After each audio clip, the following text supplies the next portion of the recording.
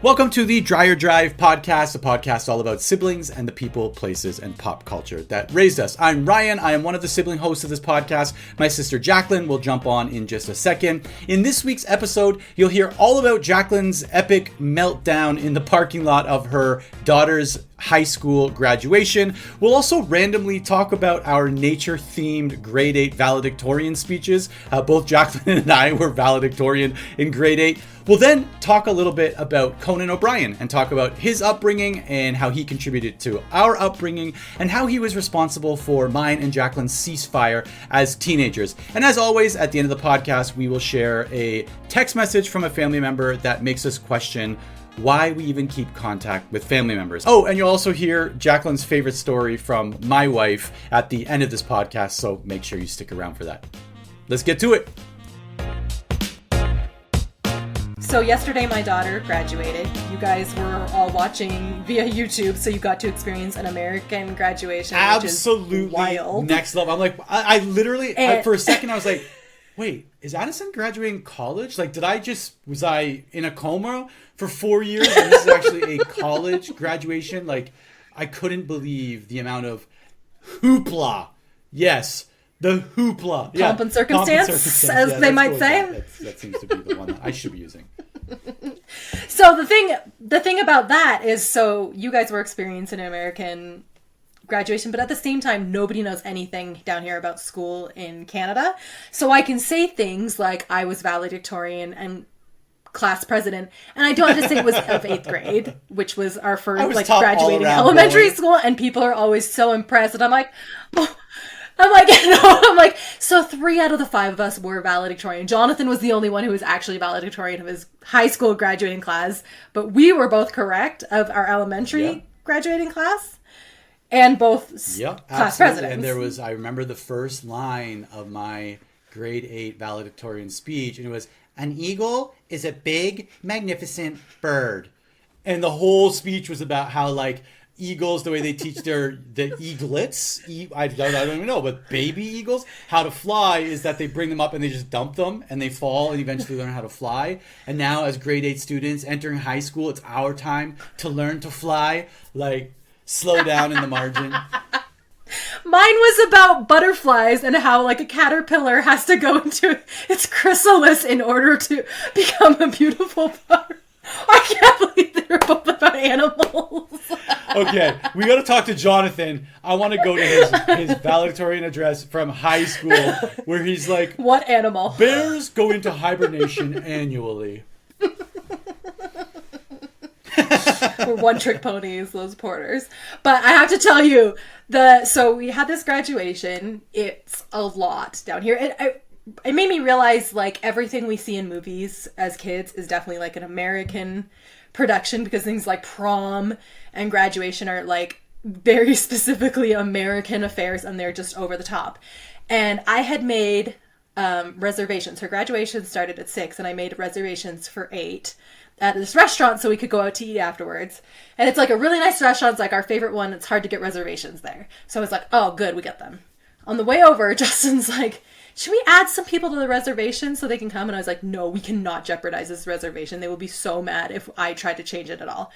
We get in there, and that graduation is, like, dragging on. Some of the speeches, the one who was the class president gave the world's longest speech, and it was just circling around the same 3 things, which were like, we can do anything, thank you to our family members and friends, like, congratulations. She kept on going, and I was like, you know how you get stressed out when, like, there's a time constraint, and I was just like, time is ticking, like, we gotta get out of here because we need to get to these reservations at 8. And they start going through those names, and our last name is Curtis, so we're done in the first quarter, and I'm like, and then we're just sitting there listening. Well, they put the choir through first, and then they started. Okay, because I logged in probably like an hour into the affair. And they were just, I guess, starting the band then. Because I remember messaging you being like, because I'm fully confused. And first of all, I'm sitting in a hospital or clinic waiting room, waiting to get an MRI done on my knee. And I'm like, full volume. I'm like, Seiko, look at this. A bunch of people around us trying to figure out what's going on. And then I did get to watch Addie walk across the stage in her bedazzled cowboy boots, which were, I think you nailed it, quite the iconic statement. I messaged her afterwards as well. I was like, what does it feel like to be an icon? Did anybody make any like political statements or try to like... No, there were a lot of people that like did a pretend trip and fall, which again was adding to my annoyance because time was running out on this reservation. And I'm like, okay, guys, just walk. Like, nobody cares. We've all seen this before. Like, we've all been on Instagram. Like, we've seen someone fake trip. So they do this thing and they finally get through all the names. Then they all have these candles and they sing like a last song and they turn all the lights out and all the graduates have these candles. And I was just like... miserable because I knew like we're just like creeping up on that time. So as soon as it ends, I call the restaurant and I'm like, is it okay if we're like 15 minutes late if we're there at 8:15? And they're like, yeah, that like we're pushing it, but yeah, you can be here. So we get outside and it's probably like 8:02 and I was like, I want to get some pictures of my friends. I was like, absolutely not. Like, we have to get to this reservation. You know, when you start to get so unreasonable because there's this thing like looming over you. So Addie's like trying to take pictures of graduation and friends. And I was like, we've got to wrap this up. We got to get out of here. And Justin's like, maybe we don't do the reservations. Like, maybe we don't go. And I was like peak furious with him for even suggesting this. I was like, oh, wow. Someone who didn't have anything to do with this is like planning this celebration suddenly has opinions about reservations. So he's like, I'm going to call the restaurant and see what they can do. So then he calls the restaurant. He's like, you know, my daughter's graduation got out late. What can we do? And they were like, we can ask the wait staff if they'll stay late. Like we do need to close down eventually tonight. And he's like, but you know, it's a special occasion. We'll ask them if they'll stay late. Justin's like, oh, let me talk to my family. I'll call you right back. So he hangs up and I'm just like, so angry at this point. Like, I can't even speak to him. Addison's like, let me get 2 more pictures. We'll leave. And like, as we're walking out, Justin and I are like clearly in a like fight. Everybody can see us fighting because we are not holding back at all. Justin's like, I just think this is crazy. I'm like, I just think you didn't put any effort into this and I had to make all the reservations and suddenly, and so I'm like, okay, so if you want to cancel, like call and cancel. He's like, well, we could still try to make it. I was like, what do you want to do? Like fully fighting in the parking lot. Did you have a calendar app open? Being like, let's see what's on the calendar for today. I see reservations. I do not see pictures with friends. It was on the calendar, 100%. So we're walking out to the car. We get to the car and it's my car, but Justin drove us, but I have the key in my bag. And my car has this thing where it will only unlock the same way that you locked it. So if you lock it with the key, you can only unlock it with the key. If you lock it with like your thumbprint, that's how you have to unlock it. And I forgot about this because I was in the worst mood ever. So I got in the car first and it opened for me. And when I closed the door, everything locked down and the alarm started going off. So my family's, we've just made a scene, like the worst scene in the parking lot, arguing, ruining Addison's graduation because we're clearly so angry. And then my family's stuck outside the car while I'm digging through my bag. I cannot find my key. And I, like, to the point, you know, when you stop like thinking, you're like, I don't know what to do. I don't know how to turn this off. Because I don't ever take my key out of my bag. So I literally got to the point where I flipped it upside down and I'm like, Justin, I don't know what to do. I flipped the car upside down. I was so angry. Full Hulk mode. It had fallen into like a zippered part of my bag. And I finally get in. And it was like one of those moments where you're like, so we're just done fighting now, right? Like, we're good. Like, as a family, we're going to wrap this up because, like, we cut everybody. And Justin's like, it's our car. My wife can't find her key. And this is like, literally took me probably 2 minutes for me to find the key and let them in. Can we take a minute to just appreciate the incredible symbolism of that, where like you are locked in the car with the alarm going off, not able to handle it, and your family's just standing around just waiting for you to figure out the alarm? Is it not the exact, like, is that not what was happening in the situation? Like, you're locked down, your alarm is going off, the family's like, I guess we just stand here and let her melt down. Right? And then eventually you're like, all right, we're done here. Let's literally like... Yeah, everybody gets in and we're just like, okay, so I'm going to cancel the reservation. So I called the restaurant. I'm like, hi, this is Jacqueline Curtis. Yes, I just spoke to you. We are not going to make the reservation. She's like, okay, great. Can you like stop calling us? I love also that after one of those incredible fights, there's always something super logistical that needs to be discussed right after it ends. It's like literally, it's like, and I can't believe you did this. Well, you said this, and I can't believe we're not even talking anymore.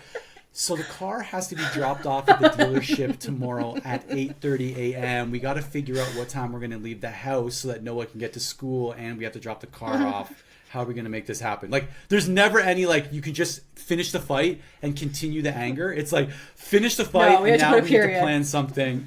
We need to plan something. They get it. I'm like, nobody say a word while I cancel this reservation. Everybody just shut up. And so we canceled it and we went to a Korean barbecue. All right, this is the Dreyer Drive podcast, a podcast about siblings and the people, places, and pop culture that raised us. And we're back with another banger today. I actually can't say that because I have no idea. I have no idea what we're going to talk about, but it's a banger. I can promise you that. I can promise you it's something that I would say we're both pretty passionate about. Let's see if you can guess what it's about. This will be interesting. Something that we're both pretty passionate about. I would say we spent a lot of like our formative years consuming this media. I think you would probably say that it also formed, I would say kind of influenced our sense of humor to this day. I think we have a really like, not only sarcastic, but also we really like bizarre things. Like I think when we talk about SNL a lot, which we love, but like my favorite SNL skits are the ones that are completely insane, like that make no sense. And this, I think, was part of why I loved it so much. I was going to say, when you said, first of all, it's a media that we consumed regularly and formed our senses of humor, I was definitely going to lean into the Reader's Digest, laughter is the best medicine section. Do you remember that? Yep. It's like literally open the Reader's Digest, just flip to like page 82 or whatever, and like, read the laughter is the best medicine. It's the only part of Reader's Digest that I would read. Have the worst story about that. It's not funny at all, but I feel like it needs to be said. We used to live near a grocery store called Food City when Mom would do her grocery shopping there every Thursday, and I'd go along with her or whatever. And I remember Dallin being I can't believe I'm laughing at this. This is so embarrassing. Dallin had gone along with us. He's probably like 5 years old. He was just reading at the time, like just learning how to read. And I had Dallin along with me. We're 6 years apart, so I would have been around 11. And they had a display of stuffed animals. And Dallin really wanted one. And they all had these little outfits on and like had names and everything. And like he wanted one that I remember it had like a plaid dress on. And he was like, Mom, please buy this for me. And she was like, no. And he was like really leaning in. She's like, it even has a name. And she was like, what's its name? And he was like, look, it says on the tag, its name is Poly Ester. And I was like, I'm sending that to Reader's Digest. And to this day, I'm like, should have done it. Should have sent it in. It would have been comedy gold. This Poly Ester joke is taking me straight to the top.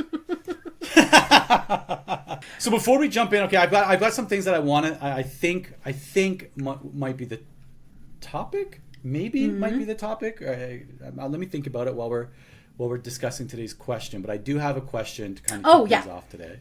So the question is. So on Monday nights in our family growing up, there would be kind of like a family night. A family night where we would gather and mostly fight for an hour and a half and then eat a snack and go to bed.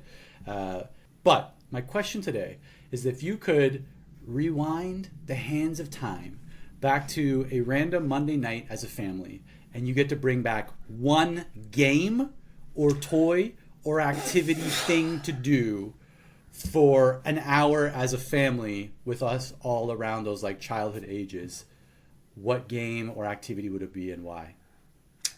Okay, so the most unhinged one that I would just like to see again because it's truly like fully unhinged is Mom and Dad would make us sing songs and march around the living room as we sang like in formation. No. And now I'm like, what the heck? Can you imagine like floating that out to your kids? Be like, hey guys, I just want to get together in the living room. You're all going to be miserable. And if you guys could all just stand up and sing a religious song while you stomped around our very small living room, that'd be amazing. And us being like, I guess we have to do it then? Like, there's no choice. I remember, like, just, like, every time before we would get into it, like, closing the blinds on the front bay window. So, like, I don't want friends to be like, so I was walking by your house and saw you and your brothers and sister marching? Are you guys in a marching band? And it's like, no. And I feel like you and Daniel were older too. Like, I remember you being like 12 and 14. Yeah. Yeah, there is. I think the reason I wear a black shirt for all of these is because I don't want people to see the sweat. When I think of these things, like, immediate sweat just starts pouring from my body, thinking of us being, like, walking around. I've worked so hard to forget. A sponge painted pink, bright pink living room, singing religious songs, you know, marching in a circle. Yeah, okay. I would also like to see that. I would like to see it. I would not want to participate. No. But I would like to watch your own kids participate in it, and just, like, so they can understand. Oh, Noah would be down. If marching and singing, she does it. She'd be like, sorry, can we do this every night? So, okay, what's your answer? So my answer, a couple things. I like surprises and I like gifts, like most people, but I really like surprises. Like, if someone asks me, like, what I want for Christmas or birthday, whatever, like, I don't want to answer. I want to be surprised. Like, I want someone else to think about it and then give it to me so I can feel surprised. Other people, like Seiko, is like, go out and buy me this color of this thing at this store at this price. I'm like, okay, I shall do that. And it makes my life easier, and she doesn't want surprises because if I'm left up for the surprise, or if I'm responsible for surprising her, she's getting a tripod. You know what I mean? She's like, why? I do not need this. I'm like, but I do. We do. We take family pictures together with this tripod. So, with that little bit of information, there was a game that we used to play where mom and dad would hide something around the house. Oh my and we would search for it. And the whole, like, mom and dad would go Booga Wooga. And the voices would get louder as we get closer to it. And the other day, I found myself doing this with Noah. I'm like, okay, when you get close to it, I'm going to say Booga Wooga really loud, right? And so we did. I'm like, Booga Wooga, Booga Wooga, Booga Wooga, Booga Wooga, Booga. And so, like, yeah, we would do this to the family, running around the house while mom and dad are doing Booga Wooga. And then you open up the crisper drawer in the fridge and you'd find, like, a new t-shirt or something. And they're like, I don't know. But I would love to go back in time and just play Booga Wooga for a hot 30 minutes just as a family, as we all... But Noah's so into it. She literally asked me, like, can we play Booga Wooga again? So it's something that I'm going to carry on. I've got that torch. It is alive and well, and it is in this household. The stuff that we choose to bring down with our own children is wild. Today I was driving around with my youngest, Aaron, who's 7, and he learned Down by the Bay, the song Down by the Bay, you know, Down by the Bay. And he's singing his little, like... We do it! And I can remember all the ones we used to do. And there was one, I was telling it because he's singing it, and he's doing, like, have you ever seen a bear in underwear? And I was like, Aaron, when we were kids, we used to sing it with our names, and we'd always say, and there was Ryan, he was sitting there crying, and you would get so mad. I was not crying, and then I start crying, and then like, see? All right, so we've got marching around the living room, singing religious songs, and Booga Wooga. Great, we got it established. So perfect. I'll mark those down for the next family reunion, which might be happening this year during Christmas time, and we shall do both of those things on live stream. We'll live stream it. Hopefully by then this podcast is huge and people want to, like, do it. Did you do it? Show us. This podcast and the Poly Ester Reader's Digest joke straight to the top of the charts. Is it too late? I'm going to check. I'm actually going to Google if Reader's Digest laughter is the best medicine thing is still a thing. And if so, I'll do it. I feel like it's exactly Reader's Digest humor. Like, it's so specific and niche. The only people who would care about it are people who get Reader's Digest. And are reading in the bathroom. They'll be reading it out loud. They'll be reading out loud while they're having breakfast. Someone's making breakfast. They're sitting down and they're like, get this, Poly Ester. All right, so this is you. It's all you now. Okay, so did you have any thoughts of what you think this is going to be about? The thing is, you said siblings, right? There are siblings involved, but not specifically. I would say I still consume media from this person on a weekly basis. Like my brain immediately went to Conan O'Brien. There it is. It's Conan O'Brien. Yeah. So okay, great. I still listen to his podcast, which is like the Conan O'Brien Needs a Friend podcast. I still listen to that. Give him a shout out because he needs all of the publicity he can get. Poor guy. His podcast is pretty small, so if you guys could do us and him a favor, go and listen to his podcast. But yeah, I still listen to it quite often. Have you watched his new travel show? I have not, but I've heard them talk about it. I heard him talk about it on somebody else's podcast or Jimmy Fallon. I can't remember, but I have heard him talk about it. Haven't seen any episodes. It's very good. We've been watching it with our kids, and like this is their like first formal introduction into Conan O'Brien, and so it's been it's been great to get them like into it, and suddenly they're like big Conan fans, and I was like, oh, my heart is so warm. So when I was in grade 9, actually from the time I was 5 years old until the time I was 14, maybe 15 years old, I had the Conan O'Brien haircut, like the big wavy side part, even to the point where if I take off my hat right now, my hair will naturally just part back into that wave. And there was this guy in high school, I can't remember his last name, his first name was Aaron, and he started calling me Conan O'Brien, and I was mortified because like, no disrespect to Conan, that haircut was not doing anybody any favors, in 1996 as a 15-year-old kid. As a 15-year-old kid in Ajax, Ontario, right? Like, no one wants to be called Conan O'Brien. Again, no disrespect, but I was called Conan O'Brien in grade 9. So I think you were probably the first one in the family to start watching Conan O'Brien with like any sort of regularity, and it kind of just became, I would say, like a fixture of like my teenage years. I remember I remember all the bits, my favorites. I was trying to remember my favorites. Definitely Triumph.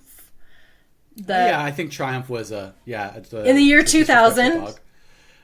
Greatest, to the point like you cannot say the word 2000 around me without me going in the year 2000, in the year 2000. And that's why I say like the type of humor that I like the best is just off the rails. I love when something is funny, then stops being funny, then goes so long that it starts being funny again. That's like that's my Reader's Digest of humor. And so when someone can execute that well, I'm just like, perfect, no notes. This is amazing. So we spent a lot of our teenage years watching Conan O'Brien, and I decided to do a deep dive into the sibling dynamic of the actual O'Brien family. So we'll talk a little bit about Conan, but I also want to talk about his brothers and sisters because they are a truly fascinating family.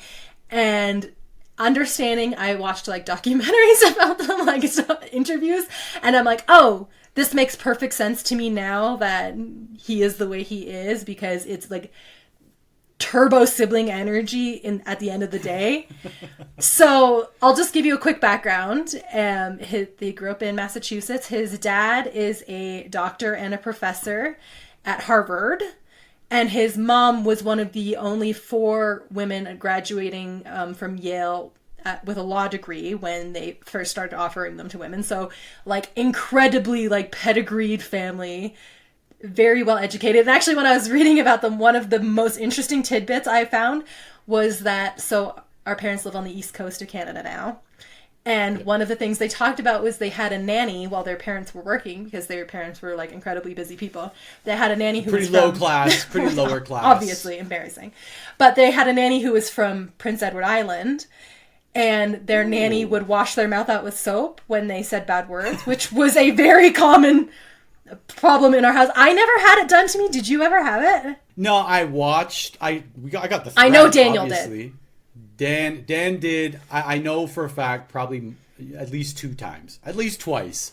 He got the ivory bar that I'm sure Dad still uses to this day. Like you rub it across your hands, it immediately just sucks all the moisture out, and your skin starts. He's got it in his little like toiletry case he carries with him everywhere. Like a pro athlete, Dad shows up for his bedtime routine like a pro athlete in an away game, where he shows up with like the little handheld thing. It's puts it truly on the counter, my favorite. His like 19-step bedtime routine is iconic. Okay, so his dad's name is Thomas, his mom's name is Ruth. Then Conan's actually one of 6 kids. And I think the birth order is very important to note here, is that he has an oldest brother named Neil, another brother named Luke. He is the 3rd child. Then he has a sister named Kate, a sister named Jane, and then much later, his parents have a last son named Justin, which is funny to me. But so nowadays, like what they're doing now, I couldn't find much about his oldest brother Neil, but Luke and Justin are both lawyers, like their mom. His 2 sisters are both like screenwriters and producers, and then Conan is embarrassingly a media mogul. And so I actually watched this video of him when he was like 12 years old, and he's going around and interviewing his siblings, like he's on a little show, which I can't remember if we talked about this on air or not, but me and my best friend, who's also named Aaron, had our own radio show when we were kids, but the radio show was just us speaking into a tape recorder with the record button pushed down, and we would do all the voices, we would do the call-ins, we would do all parts. So as like someone with my own radio show, I do see this and love it. And let it be noted on the record that you would also do like weather and traffic. Oh, 100%. 100%. And music. Like, and it would just be us singing the music. How's the traffic looking out there? How's the traffic looking out there? It's 2 12-year-old girls with no experience in traffic. The weather, right? And then being like, all right, we'll be back after this hit song from Ace of Base. No, it would be like Lisa Loeb, and we'd just be singing it. Sitting on the bed in my cow-themed room when I was 12 years old. I had a completely Did you just say Lisa Loeb? Lisa Loeb. What's her song? You say... 100%. How do you uncover these parts of my brain that like just instantly open and like, oh, would you like to know the theme song of today's special? I've got you. Great. Thanks, brain. You really did me a solid by remembering that piece of information and nothing else. Really putting you to work. So I'm watching this video. It's on YouTube if you want to look it up. But he's going around and he's interviewing his siblings, and he's interviewing one of his sisters and talking to her about her playing softball, and he makes fun of her, and reflexively when he makes fun of her, jumps back because he feels like he's gonna get hit. And I'm like, oh, that's such a 3rd kid like thing to do, is to go around just be annoying until your sibling feels like they actually are going to murder you. And I was like, classic. So we know he first he went to Harvard. He actually majored in history and literature, which I really enjoy because those are 2 things that I have useless knowledge about. He then goes to SNL where he writes, then he goes to The Simpsons, which I think probably The Simpsons years that we also really consumed a lot of were due to Conan. So he does Simpsons, and then he's hired for Late Night, which is where we first started watching. He's at Late Night between 93 and 09. So that was like prime teenager years for our entire family. I moved out in 2003, but I also moved out as a teenager. So my teenage years were short, but there was probably 5 years in there that I think people would be surprised to know that you and I didn't get along very well as teenagers, because we get along fine now. Seiko and I were just talking about this. Like, actually, I had a Japanese lesson, so once a week I still jump online and just make sure I'm still on point with my Japanese language ability. And I was telling this teacher a story about Dan, like just Dan in general, right? Mm-hmm. Stories that we've already shared and stories that we will share, so I don't want to ruin any surprises. And she was like, wow, like you must have had like a really bad relationship with your older brother. I'm like, no, he was my best friend growing up. Like we were so close. Like she's like, but didn't you just tell me that he did this and this? I'm like, yeah, but he also let me hang out with him and his friends. Like it was cool, right? And then so we were talking in the car afterwards, Seiko and I, and she was like, it's really like yours and Dan's relationship is kind of weird because like you guys were really close. You still are really close. Like you guys went to the club together. Like you guys used to go to clubs together and hang out, and your group of friends are all the same. Like that's weird. And then she was saying that she was asking about us, and I was like, no, I would never hang out with Jacqueline as like a teenager. Like it was me and Dan and like really nobody else with the family in terms of kids getting along. But I wonder now if it's because no matter what, when you get the same personality, especially as you're trying to like figure out who you are, and you don't want to have somebody in the room that's too much like you. And I'm guessing that's probably part of it. Like, here, I've got a funny joke. No, I've got the funny joke. I think we were both very used to putting on our little show, which like, you know, we get in front of people and we do our little bits and we put on our little show. And if you're there putting on your show at the same time, I'm like, excuse me, this is my show. And so I think that was part of it. I also think our age difference was just like bang on for just being like, you and Daniel are close enough that you were literally just like peers, right? And so you guys are 18 months apart and we're 2 years apart. And I feel like there was just enough overlap that we stepped on each other's toes a lot. Whereas I think if it was a little bit longer than that, we wouldn't have that overlap and it probably would have been easier to get along. It was just like, sometimes I would hang out with the kids a year older than me, which you would be hanging out with the kids a year younger than me, which are like the same kids. And then I'd be like, why is Ryan here? I have a show to do. Who invited her?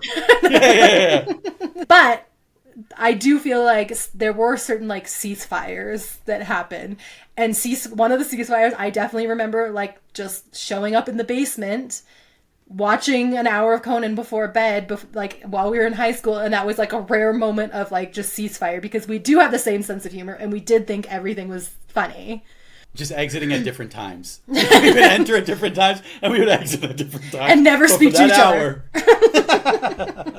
But for that 1 hour, minus the commercials. As we're both just absorbing little funny bits that we could go then perform for our friends and family apart from each other. Which of course were likely the same bits done with the same voices and the same cadence, but in two different environments. When you talked about... Like, I think your sister did this last week. No, I've been workshopping this all week. No, but when you talked about family night, that's what we called our Monday night, stomping around the living room. I remember one time when we were teenagers, I do feel like mom would enforce it more the more that we tried to leave, right? We wouldn't have it for weeks. And then if you had something to do, suddenly mom would be like, it's family night. And I'm like, we haven't done family night for 3 months. And so I remember one time I had a friend who was also really into Conan. And he just lived around the corner. So I would often go over and watch Conan. Not Conan. I wish. To be fair, Conan was born in the 60s and he is quite a bit older than us. So I like to think that we were on the same level, but no. I had this friend who watched it. And so I would often go around and watch Conan at his house. And I remember I wanted to go watch Conan at his house, and mom was like, no, it's family night. And I was like, this is ridiculous. So I made up I lied. I said we had to work on an essay or something. I can't even remember what the lie was. But I was like, I have to get this done, mom. Like, it's literally like my grade is on the line. And so she let me go. And I didn't have my... I can't believe I'm telling you this. I didn't have my driver's license at the time. I didn't have my driver's license until I moved out. But we wanted to go on a McDonald's run, and he let me drive his car.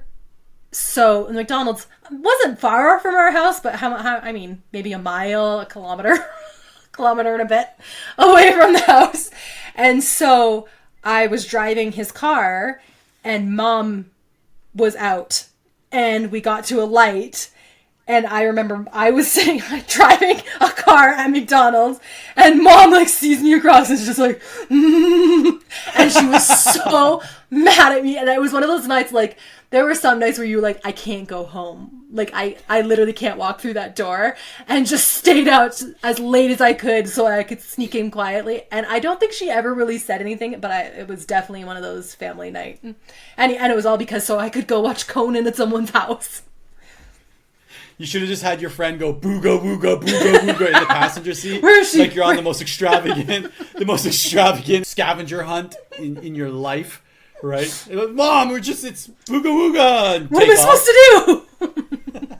So he does the Conan show, and then he gets the Tonight Show, and that's when everything went down with the whole Jay Leno debacle, if you remember, when he only hosted for a year and then Jay Leno decided to go back. And honestly, one of my favorite things about listening to Conan now is that he doesn't hold back when he talks about like that time period. I like, give me all that like hot Jay Leno gossip. It's exactly what I want to hear because it hurts no one and only affects like this one specific area and nothing else. It's like the lowest stakes drama you've ever heard for me. But it's also just interesting to get that like that glimpse into, and having somebody be honest with the emotion around it, but it doesn't feel, this is me analyzing a little bit, it never feels like there's a bunch of animosity there. No, it's just kind of like the sense of almost like that sibling that was told that you'd be given the sweater or the baseball glove or the whatever, you could use the car that night, to find out that actually now the older sibling needs that car and you can't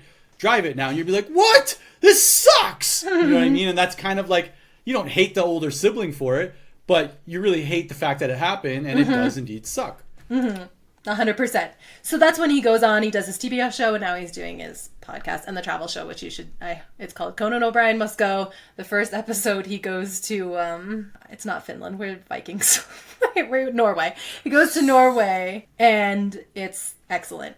Okay, so that's the history, the background. But the one thing that I want to talk about specifically is I did happen upon his mom was receiving an award because she was this really prestigious lawyer. She made partner. Then she took off time. When she got pregnant with her 6th child, she took time off to raise the family and then went back to work later on. And so she was actually winning this award specifically because she was a woman that took time off and then re-entered the workforce. And the production interviewed their entire family, siblings, the husband, the mom, everyone. First of all, they all look like Conan in a wig, which was shocking. I was like, what the heck, this family? I think I watched a thing like where he did his like 23andMe or whatever, and it was like, your family is 100% Irish, and it's aggressive in this video. That it's like a 20-minute video where they just take turns talking about what it was like during this period of their lives where they were teenagers. Their mom went back to work and they had a youngest brother at home. First of all, their names make me laugh because Conan is such an oddball name. The rest of them are named like Neil, Kate, and Jane.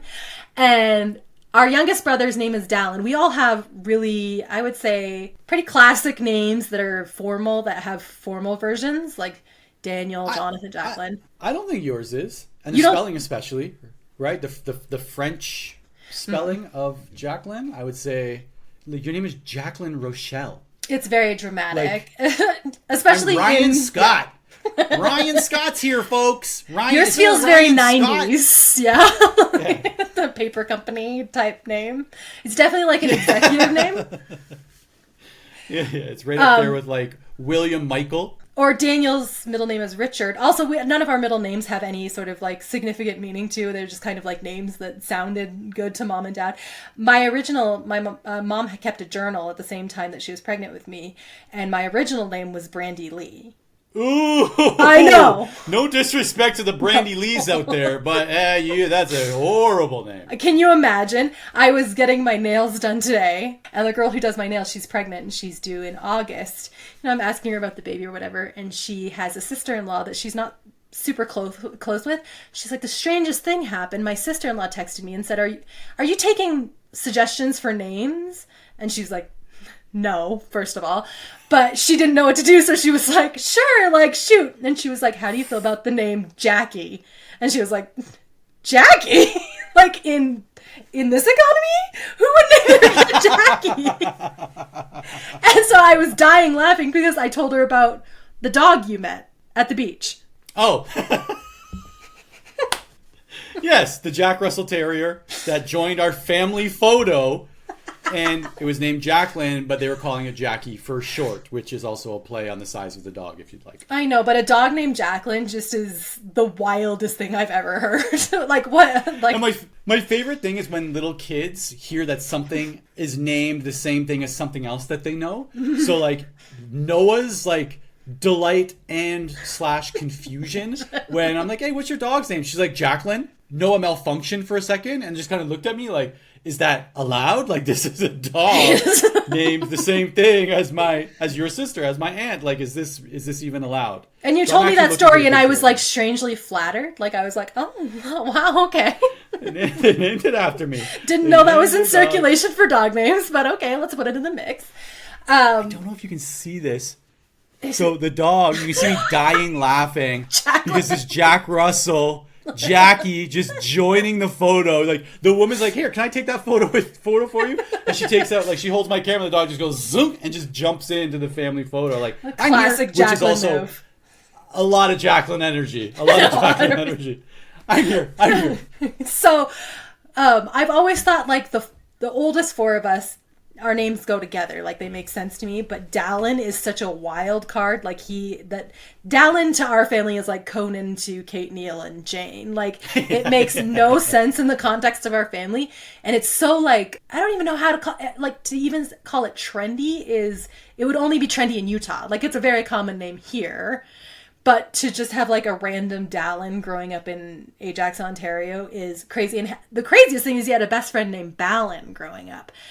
And to have a Dallin and a Ballin. I completely forgot about it. Yeah, when Dallin and Ballin. Like, I thought it was a joke when I'm like, he's like, my friend Ballin's coming over. I'm like, I'm sorry, is that her nickname because she's your best friend to Dallin? So you call her Ballin? It's like literally Ballin. Her name, and she was a very funny, very fun person where I think we all. Oh, we're still friends on Instagram. Okay, so they in this interview they're also talking about what it was like to have a working mom, and their dad took time off during this time to kind of do the logistics around the house. And when we were growing up, our dad worked the night shift for the majority of our upbringing, and because of that he did a lot of the daily like packing lunches or going on field trips, with packing lunches to various degrees of success. Sometimes they were Are you wild. Specifically talking about the butter sandwiches? The butter sandwich? And a cup with a plastic wrap on the top just with water inside? Like, we didn't stay for lunch off. It's just like a chicken cutlet. We didn't like stay for lunch very often because we lived near by the school, so we would just come home for lunch and just make ramen or whatever. But every so often we did have to stay, and yeah, Dad would send whatever he found in the broom closet that morning. Dad was kind of a 0-100 kind of guy, where you would get the butter sandwich and a cup of water, or you would get like 19 zebra cakes, a Joe pizza bagels, and a pizza bagel. Like, you hit the lottery, you never know, right? It's going to be you're hitting the lottery or you are eating worse than third world prisons. And because he was like I guess like our mom went back to school when we were younger, so Dad was home during the day and he often did these kinds of things. And I like, because he was like the face parent that people saw, people were just like obsessed with him sometimes. I remember going to a field trip and Dad went as like one of the parents. And now I realize it must have been the ROM, the Royal Ontario Museum. But I remember he was the only dad there. And, like, the moms going absolutely wild for him. Like, and me not, like, registering, like, why are all these women, like, flocking around Dad? Who is not the kind of person who is, like, particular, like, he's not, like, a ladies' man. But I think the moms just saw him as, like, this really active, hands-on dad. Without even realizing, like, this kind of strange makeup that we had because of our situation. And when the O'Briens are talking about that they say the same thing. Like, our mom was doing all these things. She was literally, like, making partner, like, making waves as this female attorney. And they were like, look at this hands-on dad just loving his kids. Bringing them to school, going to the zoo with this what a hero. On the field trip. I work on kind of like half Canadian hours out here, so I usually typically start work around like 5 p.m. or 4 p.m. and work until like midnight. I try to get a couple hours during the day or whatever, but I have time to be able to drop Noah off and pick her up. And so I have time. I go watch her do her swimming lessons on Fridays. Like, I'm there, right? Just because I can, and like I'm kind of into that stuff. And we found out that some of the kids in the school were telling their parents, like, well, Noah's daddy comes to everything, right? And so there's one day we're dropping off Noah at school, and there's this girl in her school, in her class. I'd say she's kind of like the cool girl, you know what I mean? Like, she like, you know, wears the hoodie. She's like, yeah, as cool as 5-year-olds could be. Like, her mom, like, definitely makes sure that she like looks cool when she goes to school. Do you know what I mean? Like, she's not wearing Paw Patrol. She's wearing like the teenager stuff. I'm guessing she has older sisters. Anyways, I'm going way too far down that one. But we drop off Noah, and we have our high five, hug, kiss kind of routine that we do. And I'm just getting ready to go and say goodbye. And there's like a sliding door where we drop her off. And the girl walks up and she waits for me to say goodbye to Noah. And Noah takes like 2 steps away, and she looks at me. She goes, Noah's daddy, and this is in Japanese, but she says, Noah's daddy, don't you work? You're like, wow. I'm like, did your mommy say that? 100%. Like, why can't my dad come? It's like, well, Noah's dad doesn't have a job. That's why he comes. Yeah, like, doesn't he work? And she said, she did it in the negative. She literally does that. Don't you work? That's actually how she's like, don't you work? And I'm like, this, first of all, is not coming from a 5-year-old. You definitely heard this from your parent. And I'm like, then I have to explain, like, yeah, I work. I actually used to have my own company, but now I work for this other company, and I usually work Canadian hours, a few hours in the afternoon, but then I really get into it around 4 or 5 p.m. and work until midnight. But she was just like, she walked up, she's like, don't you work? Like, first of all, you're rude. Check yourself. Yeah, first of all. Yeah. Check that attitude at the door. When I was watching, again, this interview, which is so interesting to me because, you know, again, we've like literally 25 years of Conan O'Brien in my life, and to see him as a son and a brother role was so interesting because he wasn't on like he usually is. He made a few jokes at the end, but he really was like taking it seriously. But his mom, Ruth, you know, she's saying, you know, I didn't do everything perfectly, whatever. And then she said, unfortunately though, Luke remembers everything. Luke is the second brother. And I was like, what second brother energy to remember everything? And for the mom to be like, I don't want him to remember any of this, the unfortunate. And then when it finally goes to, Conan actually does close it out, he's like, it was crazy years, we made it through, but he said it was a lovely madness. And I was like, if that isn't chaos with a K, I don't know what is. And a heart for the other. I was like, O'Brien's, you live forever in my heart now. Are you listening to the podcast? Have you been listening? Do you tune in? Did you listen and then go back in time to 2012 when they filmed this interview because their mom, who's like 90 years old, is winning an award? So that's all I've got for like the O'Brien family. They're pretty low key for, we've talked about like what it must be to have one sibling that is in super famous and the rest just like have normal everyday lives. And I guess some of them are so similar where they're like, oh, you know, we're the lawyers, we're the writers, and then there's like, I'm the clown. But what must their Thanksgivings be like? Like, I wish I was there 100%. I'm pretty sure I've heard him talk about this before, and I think he said that like he believes like other siblings are more funny than he is. And like I've heard that from other comedians as well, where like they're like, oh, you think no, like my older brother is way funnier, my dad destroys this, like, no, I'm just like a drop in the bucket compared to these people. And no matter what, like, it's a cumulative thing, right? Like, it's this like, that's exactly you're a sponge, you're like, certain people are funny in certain environments, like we have siblings, or I say this about my husband all the time because he is like a very like outwardly stern person, but he's really funny. And I'm always like, I wish people knew that you were funny. He's like, I don't care. That's the thing. He's like, I don't care if people think I'm funny. I'm like, I care deeply, and I need you to think that I'm funny. Yeah, absolutely. I'm definitely take as many shots as I can. Right? I'm the you miss any shots you don't take kind of guy. But then there's also like the snipers, like Justin. I would say Justin's kind of. Dad is also a sniper. Seiko is too. Seiko is a sniper. The funniest thing I've ever heard her say, you and I had been talking about the reunion quite a bit because we were stressed out about how it was going to go. We were stressed out about the amount of people that were coming just because we were worried about logistics and who was going to stay where or whatever. And we were like, this is going to be too crazy. And Seiko was in the background and we're like, this is too crazy. Mom's going nuts. This whole thing is going to be a nightmare. And Seiko from out of the corner just said, yeah. And she's probably not going to let us have sex either. What? I didn't hear any of it. It's so funny. She was like, we were complaining. And she was like, yeah. And I bet she's not going to let us have sex either.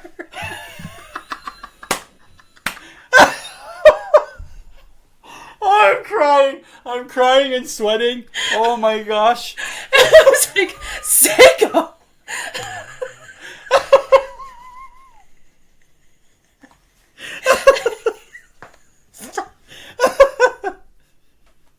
Oh my god.